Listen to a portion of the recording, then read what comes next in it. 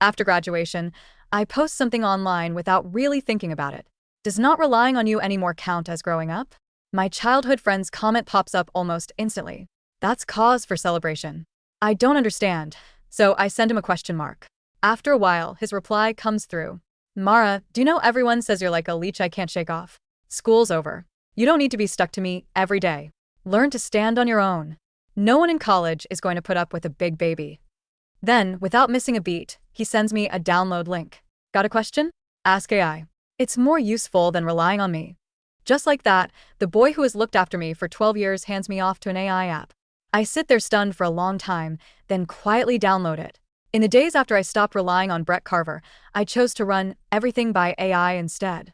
But something about it always felt different from other chatbots. There was an unsettling, almost human quality to the way it responded. The day before I left for Brier Island, I decided to test it.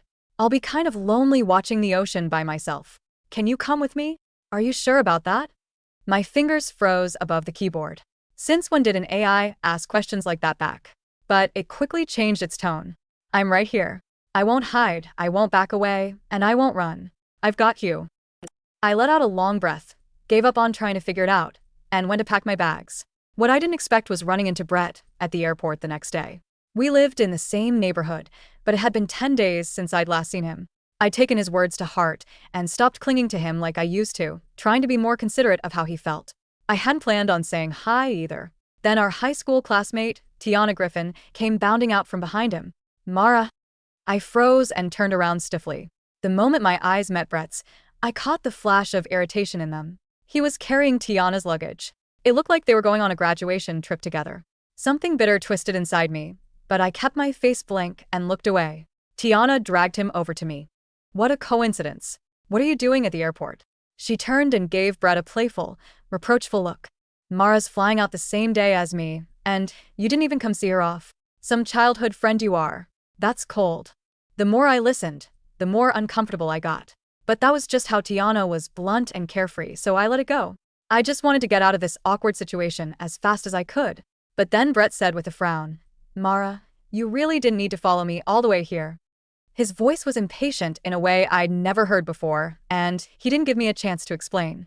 It's been, what, a few days? And you're already back to your old ways?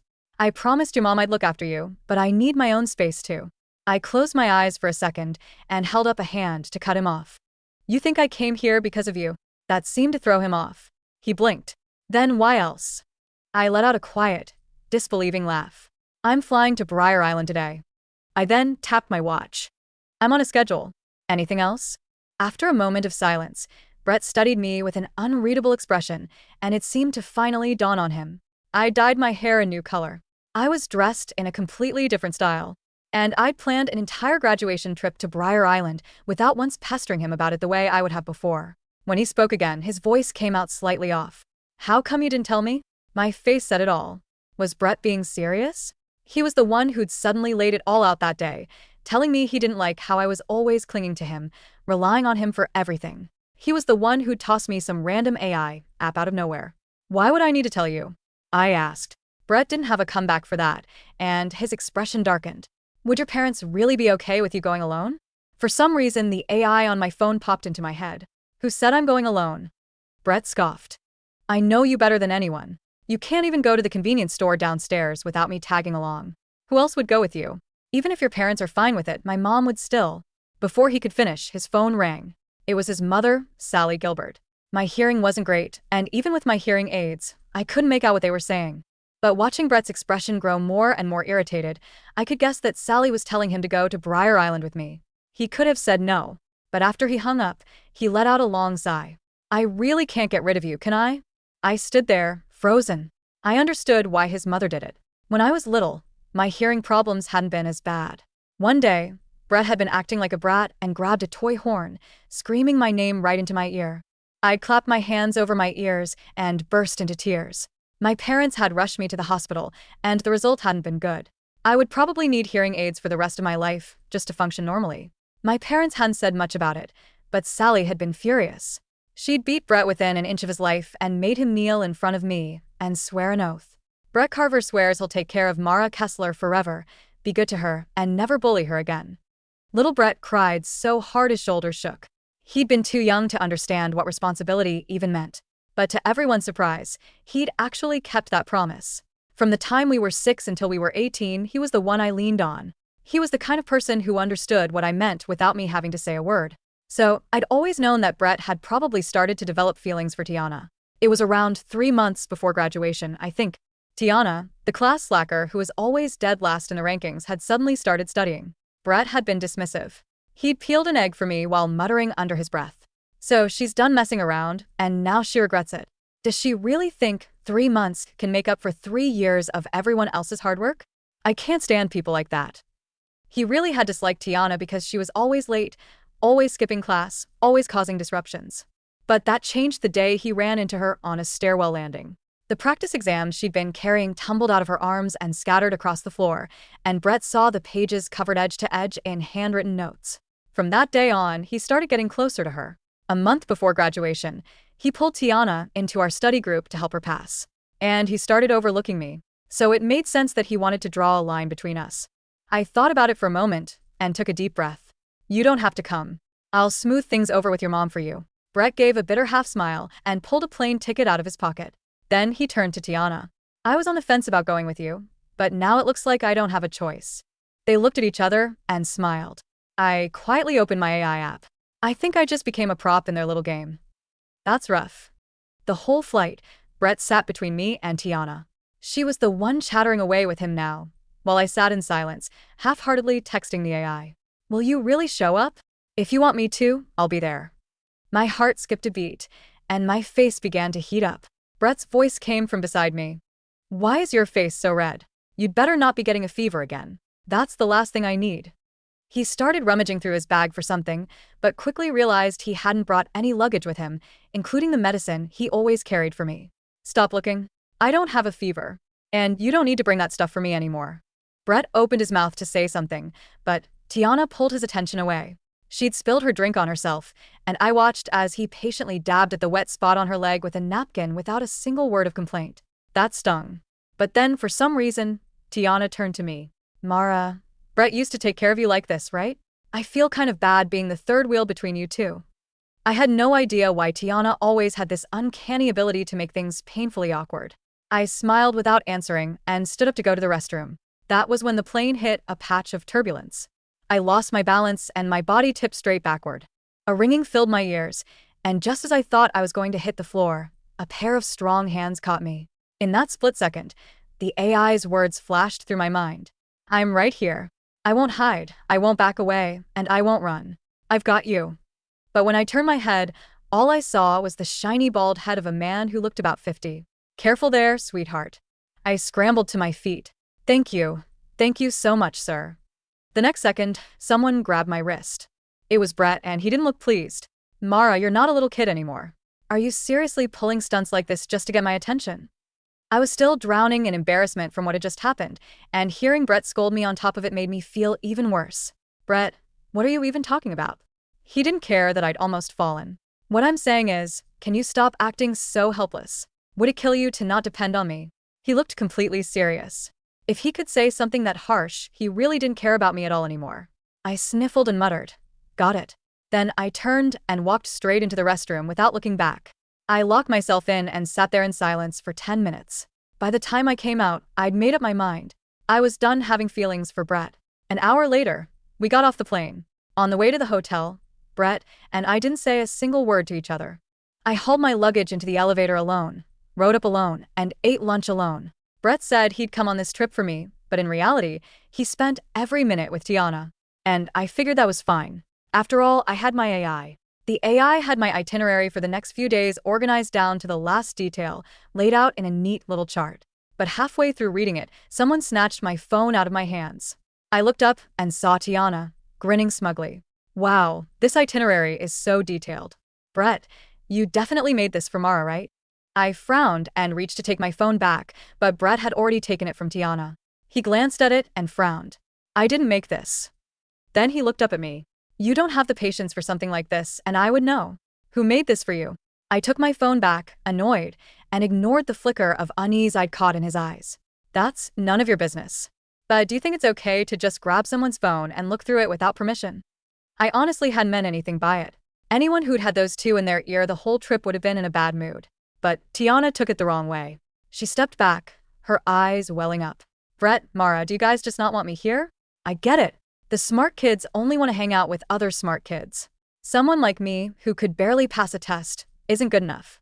She wiped at her tears and turned to leave. Brett stopped her and looked back at me with barely contained rage. Mara, don't you think that was a bit much? It's just a stupid itinerary. Was it really worth getting mad over? I stared at the two of them, baffled. Then it hit me that Tiana actually had a point. Yeah, it was worth it. Even if it's just a stupid itinerary, someone still put time and effort into making it for me. I'll go on my own. You two do whatever you want. I picked up my things and walked past Brett without stopping. I'd planned to come by myself in the first place. Brett was right. It was time for me to grow up. I didn't hesitate. I followed the route the AI had mapped out for me, and after about an hour, I found the beach on my own. The ocean was beautiful. It made me think of the very first time the idea of seeing it had crossed my mind. I'd caught a faint scent on Brett and asked him what it was. He tried to play it cool, but the tips of his ears turned red. It's what the ocean breeze smells like. Mara, after we graduate, do you want to go see the ocean with me? I'd been so happy that day. But now, the only person who'd actually shown up to see the ocean was me. I snapped a quick photo and sent it to the AI. His reply was instant. Turn around. My heart nearly jumped out of my chest. I spun around, but my view was blocked by two figures, Brett and Tiana. I got to my feet and looked past them desperately. There was nothing there. The disappointment on my face must have been obvious, because Brett sighed. Mara, when are you ever going to grow up? As he spoke, he draped his shirt over my shoulders. I finally snapped out of my thought, pulled his shirt off, and shoved it back into his hands. I don't need it. Something in Brett's eyes darkened. Tiana, let's go. She's just ungrateful. He stormed off without looking back. Tiana didn't follow him. I was staring at my chat with the AI, too out of it to notice what Tiana was doing. Mara, I'm trying to apologize to you. Are you even listening? I felt someone touch my hearing aid and jerked my head up. What are you doing? But I flinched back too hard, and Tiana ripped the hearing aid right out of my ear. A sharp pain shot through my inner ear, and I stared at her in shock. Hey, give that back. But Tiana's expression changed. A smug, amused smile appeared on her face. Forgive me first, and I'll give it back. In that moment, I finally understood why so many people couldn't stand Tiana. I had no reason to play nice with her, and I kept my face serious. My hearing aid is expensive. If you break it, you can't afford to replace it. Give it back right now. But Tiana glanced over her shoulder at Brett's retreating figure, and the smugness in her eyes only deepened. Drop the act, Mara. I don't blame Brett for getting sick of you. You really are pathetic. As she spoke, she raised her arm and dangled my hearing aid in the air. Then she opened her hand. I watched helplessly as it fell into the sand and was swept away by the waves. What the hell is wrong with you, Tiana? I rushed into the water without thinking, desperate to get it back. That was when someone appeared beside me and pushed me back toward the shore. It's too dangerous. Let me look for it. Through my blurred vision, I was sure of one thing. It wasn't Brett. The ocean water was freezing, pulling at my shoes like heavy weights. Without my left hearing aid, the world instantly flattened. The roar of the surf became a low, distorted hum, muffled and lopsided, vibrating inside my skull. Rather than coming from the air around me, panic clawed at my throat. That device wasn't just expensive, it was my tether to normal conversation, to not feeling completely lost in a room full of people. I lunged forward into the foam, but a firm, warm hand caught my upper arm, arresting my momentum before a cresting wave could knock me off my feet. It's too dangerous. Let me look for it. The voice wasn't Brett's. It was deeper, clearer, echoing directly near my right ear where I could still hear. I spun around, my wet hair slapping against my cheeks. The man standing beside me was tall, soaked to his waist, wearing a charcoal gray hoodie with the sleeves pushed up. He had sharp, intelligent eyes behind thin silver frames, dark wet hair clinging to his forehead, and a look of calm, unbothered focus. He didn't wait for my answer. He plunged his hands into the shallow, receding wave where Tiana had dropped the aid, sifting through the shifting sand with practiced ease. What are you doing? Brett's voice cut through the muffled haze. He came charging down the beach, his brow furrowed in deep irritation, his eyes darting between me, the stranger in the water, and Tiana, who was standing a few feet back with her hands clasped over her mouth in a picture-perfect expression of innocent dismay. Mara, have you lost your mind? Brett grabbed my wrist, pulling me back onto dry sand. His grip was overly tight, fueled by frustration. You're jumping into the ocean fully clothed now? What is wrong with you today? Are you trying to drown yourself just to make a scene? I tried to wrench my hand back, but my balance was off from the sudden shift in my hearing. Let go of me, Brett. No. Look at you, Brett shouted, his voice grating against my ears. You're throwing a total tantrum. Tiana told me you snapped at her over some stupid phone itinerary, and now you're splashing around like a child because you can't handle being left out for 5 minutes. Brett.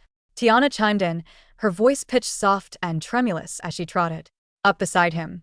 Don't be too hard on her. It was my fault. I tried to hand her hearing aid back to her, but my hands were slippery from sunscreen. I didn't mean to drop it, I swear. I feel terrible. She squeezed out a tiny tear, looking up at Brett with wide, remorseful eyes. Brett's expression softened immediately when he looked at Tiana, then hardened into icy disgust when he turned back to me. See? It was an accident. But instead of being civilized, you're out here embarrassing yourself in front of strangers.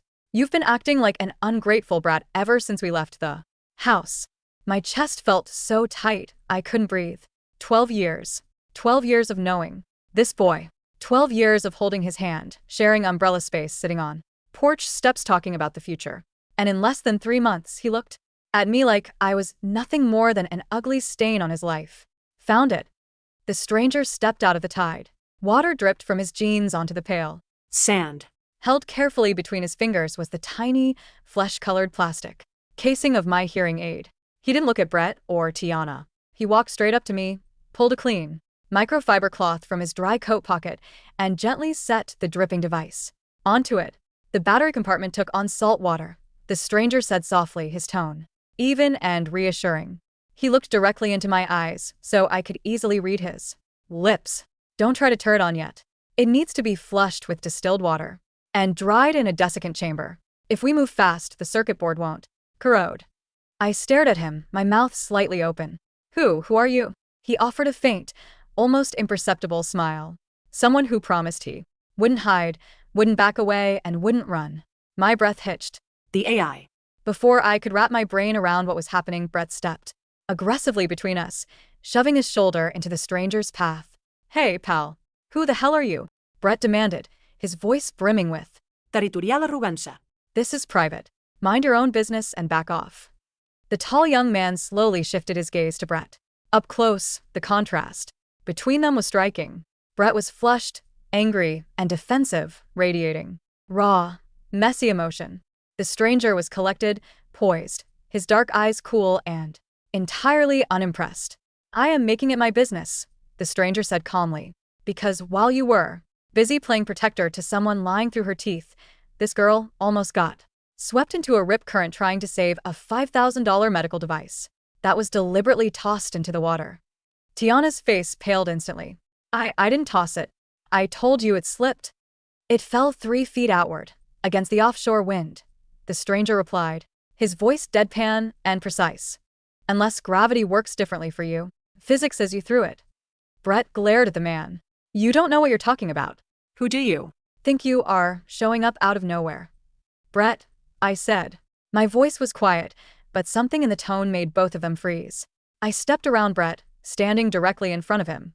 For the first time in my life, I looked at him without the lens of warmth, memory, or childhood affection. I just saw a boy who was eager to toss me aside the moment I became inconvenient to his ego. Mara, look, Brett started, taking a step toward me. Don't touch me, I said, stepping back. Mara, stop being dramatic. I said, don't touch me. I looked him dead in the eye. Sally Gilbert forced you to swear that oath when we were 6 years old. You spent 12 years carrying it like a sentence. Well, congratulations, Brett. You're free. The contract is over. Brett stared at me, his eyes widening slightly. What are you talking about? You told me I was a leech, I said, my voice remarkably steady despite the storm raging in my chest. You told me no one in college would put up with a big baby. You gave me an app, so you wouldn't have to deal with me anymore. So why? Are you still standing here? Go. Take Tiana. Go on your trip. Leave me alone. Mara, I was just angry when I texted that. Brett's tone shifted, a sudden edge of panic cracking his confident facade. You know how you get. You never do anything without me. My mom. Your mom isn't here. I cut him off. And neither are you. Not really. You left. A long time ago. I turned my back on him, walked up to the stranger, and looked up at his clear, steady eyes. Can you help me fix this? I asked, holding up the wrapped hearing aid. The stranger looked down at me, his gaze softening into something deep and quiet. Yeah. I have a dry box at my lab down the street. Let's go. Mara, stop right there. Brett yelled behind us, stepping forward to grab my arm again. The stranger didn't hit him. He simply shifted his body, stepping smoothly into Brett's space, locking his eyes on Brett's with a cold, absolute authority that made Brett halt in his tracks. She told you to leave her alone, the stranger said softly. I suggest you start listening. Without another word, he turned, placed a warm, protective hand near the small of my back, not touching me, just shielding me from the wind, and walked with me down the shoreline, leaving Brett and Tiana standing alone on the cold, wet sand. The stranger's name was Ethan Vance. As we walked away from the beach, the muffled ringing in my left ear slowly began to subside, though the world remained disorienting and quiet on one side. I kept my head down, trying to process everything, my soaked shoes squeaking with every step. Here, Ethan said, pulling a dry, oversized navy blue hoodie from a duffel bag he had left sitting on a bench near the boardwalk. He handed it to me. You're shivering. I realized I was. The coastal breeze was harsh, and my clothes were damp from the tide. I pulled a hoodie over my head. It smelled faintly of cedarwood, fresh rain, and clean paper, a scent that was distinctly, surprisingly comforting. Thank you, I murmured, burying my hands in the pockets. Where are we going? My workshop, Ethan said, pointing toward a 2-story brick building situated near the edge of the marina. A neat wooden sign hung beside the door. Vance. Audio labs and neural acoustics. We went inside. The lab was warm, quiet, and filled with the faint hum of electronics. Shelves lined the walls, stacked with high-end sound equipment, acoustic foam panels, circuit boards, and custom-molded earpieces. It looked less like an AI development office and more like the sanctuary of a brilliant, meticulous craftsman. Ethan immediately went to work. He set my wet hearing aid into a glass speaker, filled with high-purity isopropyl alcohol to strip away the salt water, then transferred the delicate components into a vacuum desiccant chamber. His movements were swift, precise, and utterly confident. I sat on a high stool near the workbench, watching his hands. You're not an AI, I said softly. Ethan paused, a faint, dry smile touching the corner of his lips as he adjusted a valve on the vacuum chamber. No. I'm human. Last time I checked, anyway. Then what was that app? I asked, pulling out my phone. Brett sent me a download link. He said it was just a smart assistant. Ethan set his tools down and leaned against the edge of the workbench, looking at me. It is an AI assistant. I designed the core framework. It's a specialized beta project I've been developing for adaptive sound processing and speech recognition for people with hearing impairments. He gestured to a laptop on the desk, where lines of code were scrolling quietly. 2 weeks ago, a link to the open beta build was posted on an engineering forum. Brett downloaded it, Ethan explained. When a new user registers, the app runs a baseline diagnostic based on user input. When you logged in, you entered your profile data, your audio profile, your frequency loss, your location, and your prompts. I felt my cheeks warm up. My prompts. You talked to it like it was a person, Ethan said, his tone gentle, devoid of any mockery. You asked if it could come to Brier Island with you, because you were lonely. The system flags emotional anomalies in the user interface so developers can refine the conversational module. I happened to be reviewing the live feedback logs that night. He looked at me, his dark eyes holding mine with an intensity that made my pulse jump. I saw what you wrote, Mara. And then I saw the user who referred you, Brett Carver, and I looked at his public metadata. I saw the way he spoke to you in the forum commentary when he requested the download. Ethan lowered his voice. He treated an advanced accessibility tool like trash he could throw at you to shirk his responsibilities. So, you answered me yourself? I whispered. The AI generated the initial response based on predictive logic, Ethan confessed quietly. But the sentence, I'm right here. I won't hide, I won't back away, and I won't run, that wasn't the code. That was me. I took over the terminal. I sat frozen on the stool. Why? Because nobody deserves to be handed off to a piece of software by someone who was supposed to care about them, Ethan said simply. And because I was already on Brier Island doing field research for my master's thesis. I knew you were coming here alone. I wanted to make sure you were okay.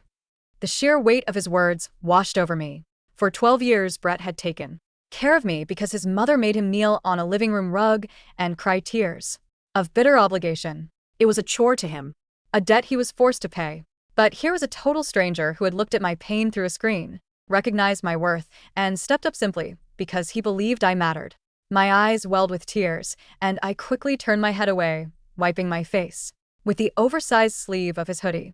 Hey, Ethan said gently. He grabbed a box of tissues and set it beside me, then pulled out a pair of sleek, matte black wireless earbuds from a charging case on His desk. Don't cry. Your hearing aid will take a few hours to dry out properly, but I can't leave you half-deaf in the meantime. He handed me the left earpiece. What's this? I asked. It's my prototype, Ethan said. It has an active bone conduction transducer built into the stem. It bypasses your damaged middle ear sound pathways and feeds audio vibrations directly to your auditory nerve. Try it. I hesitated, then took the small black earpiece and placed it into my left ear. Ethan tapped a button on his tablet. A soft chime echoed inside my head. Suddenly, the world exploded into crisp, rich, multi-dimensional sound. I gasped. The hum of the air conditioner, the faint patter of rain outside the window, the soft rustle of Ethan's sleeve. I could hear everything. It wasn't the tinny, artificial, metallic sound my old hearing aid produced. It felt completely natural, warm, and crisp. Can you hear me? Ethan asked, speaking in a normal, low voice from across the room. I can hear you, I whispered, my voice trembling. I can hear you, perfectly. Ethan smiled, a real, warm smile that lit up his entire face, making my heart flutter in a way it never had before. Good, he said softly. Then welcome to Brier Island, Mara. Let's start your vacation properly. While Ethan finished setting up the temporary frequency profiles on the prototype earpieces, my phone on the desk began to buzz incessantly. I picked it up. 14 missed calls from Brett. 8 text messages from Brett. 3 missed calls from Sally Gilbert. I opened the text messages. Brett, Mara, where the hell did you go? Who was that guy? Brett, are you seriously walking off with a stranger? Have you lost your mind? Brett, call me. Right now. My mom is calling me and asking why you aren't at the hotel. What did you tell her? Brett, Mara, answer your phone. Tiana is crying because of what that guy said to her. You need to come back and clear this up. Brett, don't act like this. You can't survive on this island by yourself. You don't even have your hearing aid working properly. I read through the messages with a strange, cold detachment. A week ago, a single angry text from Brett would have sent me into a panic, desperately trying to apologize and smooth things over so he wouldn't hate me. Now, reading his frantic, demanding words, I realized something absurd. He Wasn't worried about me. He was worried about losing control. He was worried about his mother scolding him. He was worried about his own peace of mind. I didn't reply. Instead, I tapped his name, hit block contact, and did the same for Tiana. Then I opened my contact list, dialed Sally Gilbert's number, and brought the phone to my right ear. Mara? Sally's anxious voice came through immediately. Oh, thank goodness. Where are you? Brett called me screaming that you ran off with some stranger on The beach. What happened? Is your hearing okay? He said you lost your hearing Aid. I took a deep, steady breath. Aunt Sally. Yes, sweetheart? I'm so worried. I told Brett to look after you. Aunt Sally, please listen to me, I said, keeping my voice firm and calm. I am perfectly safe. I am staying in a very nice place, and I am with a certified audio technician who is helping me dry and repair my hearing aid. A technician? But Brett said. Brett lied to you, I said plainly. He didn't come to Brier Island for me. He came here with Tiana Griffin. He spent the entire flight and the entire afternoon treating me like a burden, and when Tiana threw my hearing aid into the water, Brett blamed me for making a scene. There was a sudden, dead silence on the other end of the line. She threw your hearing aid? Sally's voice dropped into a register of cold, terrifying fury that I had only heard a few times in my life. Yes, I said. Aunt Sally, Brett has spent 12 years taking care of me. Because you made him. He hates it. He resents me and honestly, I don't want to be his responsibility anymore. I'm 18 years old. I'm going to college in 2 months. I need to learn to live my own life. Mara? Sally's voice broke, sounding immensely pained. Sweetheart, I am so sorry. I thought he cared about you. He cared about his duty. I corrected softly. Not me. Please don't scold him anymore, Aunt Sally. Just let it go. Tell him he doesn't have to look after me ever again. I'm officially releasing him from his promise. I hung up before she could say anything else. I set the phone down on the table, feeling an enormous, invisible weight lift off my shoulders. For 6 years, I had felt like a cripple, a burden, a girl whose broken ears bound a boy to an unwanted oath. Now I was finally free. Ethan walked over, holding a small mug of hot cocoa topped with marshmallows, and set it in front of me. You handled that well, he said gently, taking a seat beside me. I feel like I just woke up from a 12-year dream, I admitted, taking a sip of the cocoa. The warmth spread down my throat. It's scary, but it feels good. It should, Ethan said, looking at me with a soft, genuine smile. Independence isn't about never needing help, Mara. It's about choosing who you trust to stand beside you. He pulled out a printed flyer from his desk and slid it toward me. Since you're here for graduation and your schedule for today was ruined. How? About we follow a new itinerary tonight. I looked at the flyer. It was an invitation to the Brier Island Annual Coastal Sound and Light Exhibition, a famous local festival where sound artists, tech developers, and light sculptors transformed the island's eastern cliffs into an immersive visual and acoustic experience. I helped build the audiovisual sync network for the main cliffside installation, Ethan said, leaning back. I was supposed to do the final system check tonight. Would you like to come with me? I looked up at him, meeting his clear, brilliant eyes, and for the first time in 10 days, a genuine, radiant smile broke across my face. I'd love to. Meanwhile, back at the resort hotel, the atmosphere in Brett's room was suffused with suffocating tension. Brett was pacing back and forth across the carpet, his phone clutched in his hand like a weapon. Tiana sat on the edge of the bed, dabbing at her eyes with a tissue, looking entirely miserable. Did she answer? Tiana asked softly, her voice small and delicate. Brett. I Feel terrible. Maybe we should go out and look for her? What if that guy, what? If he's dangerous? She blocked my number, Brett said, his voice tight, his knuckles turning white. As he stared at his screen, she actually blocked my number. He couldn't understand it. Mara had never blocked him. Mara had never raised her voice at him. For 12 years, Mara was the constant in his life, the quiet, gentle girl who followed him around, who looked at him with soft, trusting eyes, who relied on him for everything from opening tight jar lids to navigating crowded rooms. He had expected her to break down. He had expected her to cry on the beach, to come running back to the hotel, to apologize for causing trouble, and then he would give her a stiff lecture about growing up before forgiving her. That was how it was supposed to go. Instead, she had looked at him with eyes so cold, so distant, that it felt like looking at a stranger. And then she had walked off with that tall guy in the gray hoodie, a guy who looked smarter, taller, and far more capable than Brett felt in that moment. Ring. Brett's phone suddenly exploded into sound. The caller ID read, Amon. Brett swallowed hard, forcing a tight smile onto his face as he answered. Hey. Mom. Look, Mara's fine, she's just Brett Carver.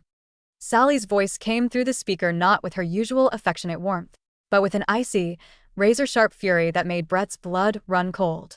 Mom, pack your bags, Sally commanded coldly.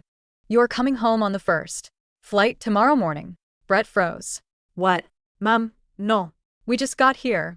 We're supposed to stay for 4 days. You are coming home, Sally repeated, her voice shaking with quiet rage. I gave you one task in life, to be a decent, honorable human being to a girl who suffered because of your stupid, irresponsible behavior when you were 6 years old. I thought I raised a man. Instead, I raised a spoiled, arrogant, cruel boy who takes a liar to a resort and throws Mara away like trash. Mom, you don't understand. Tiana didn't mean to. Shut up, Sally snapped. Mara called me Brett. She didn't cry. She didn't complain. She sat there and politely released you from your promise. She stood up for you, Brett. She told me not to scold you. Do you have any idea how pathetic that makes you look? Brett felt as if he had been slapped across the face. His chest burned. She released me? She doesn't want you near her anymore, Sally said bitterly. You wanted your space? You got it. Now bring your pathetic self back home. Or don't bother asking me to pay a single cent of your college tuition this autumn. Click. The line went dead. Brett stood frozen in the middle of the room, the phone slowly sliding down his Grip. Brett. Tiana stood up, reaching out to touch his arm. What did your mom say? Is she mad at me? Brett turned his head and looked at Tiana. For the first time, without the rose-tinted glasses of his adolescent rebellion, he really looked at her. He looked at her perfectly styled hair, her heavy makeup, her delicate, practiced posture of helplessness. He thought about how Mara had never once complained about her hearing, how she worked endlessly hard to stay at the top of the class despite her disability, how she quietly packed his favorite tea in her bag whenever they went studying. And he thought about how Tiana had accidentally dropped Mara's $5,000 hearing aid into the sea right after making a petty comment. About grades. Did you drop it on purpose? Brett asked, his voice low and hollow. Tiana blinked, taken aback. What? Brett. How could you ask me that? I told you. It was an accident. Physics says you threw it. Brett blurted out, repeating the stranger's words. From the beach. He stared at her, a sudden, sickening realization taking root in his chest. You did it on purpose. You've been doing this the whole time. Every time Mara was around, you acted like she was bullying you. Brett. Tiana's face turned red. Are you taking her side now? You're the one who called her a leech. You're the one who sent her that stupid AI app. The words hit Brett like a physical blow.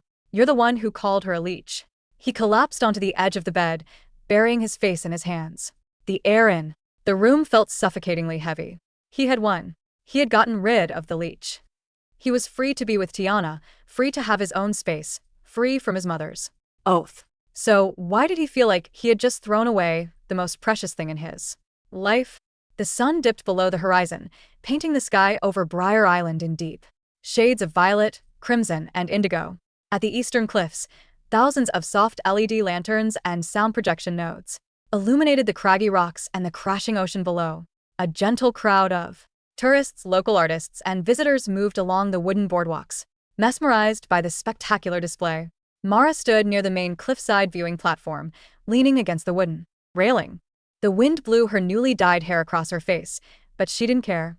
Through Ethan's prototype earpiece, the sounds of the night were breathtakingly vivid. The low rumble of the tide was synchronized with melodic, ambient electronic chords flowing from hidden speakers, creating an ethereal soundscape that resonated deep within her chest. How does it sound? Ethan walked up beside her, carrying 2 paper cups of hot spice cider. He had changed into a clean dark coat, looking handsomely sharp in the golden lantern. Light. It's incredible, Mara said, taking a cup and smiling up at him. I've never experienced anything like this. It feels like the sound has texture. That's the spatial audio algorithm, Ethan explained, leaning his elbows on the railing next to her, looking out at the illuminated sea. Most hearing aids just amplify volume across a flat spectrum, which makes everything loud and chaotic. My algorithm categorizes sound layers, background ambient, human voice, musical, tone, and separates them before feeding them to your auditory nerve. He turned his head to look at her, his eyes warm. You have great natural spatial awareness, Mara. When I looked at your academic profile on your application logs, you're majoring in visual art and interface design at university this fall, right? Mara nodded, a little surprised. Yeah. How did you know? I read your public portfolio linked to your profile, Ethan said softly. Your color theory work is brilliant. I was actually thinking my lab is developing a visual sound mapping project for deaf and hard of hearing students next semester. I need an artist who understands spatial acoustics to design the user interface. Would you be interested in joining my research team? Mara's breath caught in her throat. Me? But I'm just a freshman. You're a freshman with talent, heart, and first-hand experience, Ethan said, his voice entirely serious and filled with quiet admiration. I don't hire credentials, Mara. I hire people who see the world clearly. A surge of emotion swelled in Mara's chest, not sadness, not longing for the past, but a pure, soaring sense of validation. She wasn't a baby. She wasn't a leech. She was someone who had value, someone whose ideas mattered. Yes, she said, her eyes shining brightly. I'd love to. Mara, a harsh, desperate voice broke through the ambient music. Mara turned around. Walking rapidly through the crowd of spectators was Brett. He looked disheveled, his hair windblown, his jacket unzipped, his eyes bloodshot. And frantic. Behind him, trying to keep up on her high heels, was Tiana. Brett pushed past a couple of tourists and stopped right in front of Mara and Ethan. his chest heaved as he caught his breath, his eyes locking onto Mara's Face. Brett panted, stepping toward her. I've been looking everywhere for You. we need to talk. Mara didn't back away this time. She stood her ground, her cup of cider held steadily in her hands, her expression cool and composed. There's nothing to talk about, Brett. Yes, there is. Brett took another step, reaching out to touch her shoulder. I spoke to my mom. She told me what you said. Mara, please. I'm sorry. I Was an idiot. I was frustrated with school, with the pressure, with everything. I shouldn't have said those things on social media, or sent you that app. Tiana caught up to them, breathlessly grabbing Brett's arm. Brett, stop it. Why? Are you apologizing to her? She's the one who ignored your calls and walked off. With this guy. Tiana, shut up. Brett snapped, shoving her hand off his arm. Tiana gasped, stepping back in shock, her face turning bright red as several onlookers turned to watch the scene. Brett looked back at Mara, his eyes pleading. Mara, come back to the hotel with Me. we can start over. We can do the vacation together, just you and me. I'll Take care of you, I swear. I'll get you a new hearing aid, the best one available. She doesn't need your charity. Ethan's voice cut in low, smooth and laced. With absolute authority, Ethan stepped forward, standing side by side with Mara. He didn't tower over Brett aggressively. He simply possessed a quiet, unshakable maturity that made Brett look like throwing a temper tantrum. And she doesn't need your outdated hearing aid either, Ethan added, gesturing slightly to the sleek black earpiece in Mara's ear. She's currently testing a high-precision neural acoustic prototype that outperforms anything on the commercial market. She can hear perfectly. Brett stared at the black earpiece in Mara's ear, then looked at Ethan, realization suddenly dawning on him. You. Brett pointed a shaking finger at Ethan. You're the developer. You're The one who made that app. I am, Ethan said calmly. And unlike you, I treat adaptive technology and the people who use it with respect. You set this up, Brett yelled, his pride shattering into frantic anger. You. Tricked her. You used some stupid software to get close to my girl. I am not your girl, Brett, Mara said. Her voice wasn't loud, but it cut through the crisp night air with absolute Clarity. Brett froze, turning his desperate gaze back to her. Mara, for 12 years, you looked after me because you felt guilty, Mara said, looking straight into his eyes. And for 12 years, I loved you because I thought you actually cared about me. But the moment another girl came along, the moment I became slightly inconvenient to your high school romance, you threw me Away. You humiliated me online. You called me a leech in front of everyone. Tears glistened in Brett's eyes, his throat working as he tried to swallow down the sudden, overwhelming wave of regret. Mara, I didn't mean. You did mean it, Mara said softly. You meant every word. But you know what? Thank you. Brett blinked, confused. What? Thank you for giving me that app, Mara said, offering him a faint, peaceful smile. If you hadn't handed me off to an AI, I never would have realized that. The world is much bigger than your shadow. I never would have met someone who sees me for who I am, rather than what I lack. She turned to Ethan, reaching out her hand.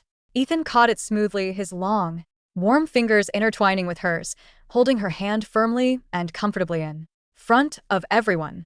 Brett stared at their joined hands, his face turning ghostly pale. It felt as if someone had plunged a blade into his chest and twisted it. The girl who used to cling to his sleeve, the girl who used to wait for him outside class every single day, was holding another man's hand, and she wasn't looking back. Mara, please. Brett's voice cracked into a whisper. Don't do this. Goodbye, Brett, Mara said quietly. She turned her back on him, walking away down the illuminated boardwalk with Ethan beside her, their hands comfortably linked, leaving Brett standing alone under the bright festival lights as the crowd moved around him like an unfeeling Tide. The Brier Island trip came to an end 3 days later. Those 3 days were the happiest Mara had ever experienced. Together with Ethan, she explored every corner of the island, not as a dependent needing guidance, but as an equal partner. They walked along the craggy northern bluffs, worked together in his acoustic lab, and spent hours sitting in coastal cafes, talking about design theory, music, and their upcoming university life. Ethan was everything Brett wasn't: patient, deeply observant, brilliant, and utterly respectful of her boundaries and strength. He didn't treat her hearing impairment as a tragic flaw to be pitted.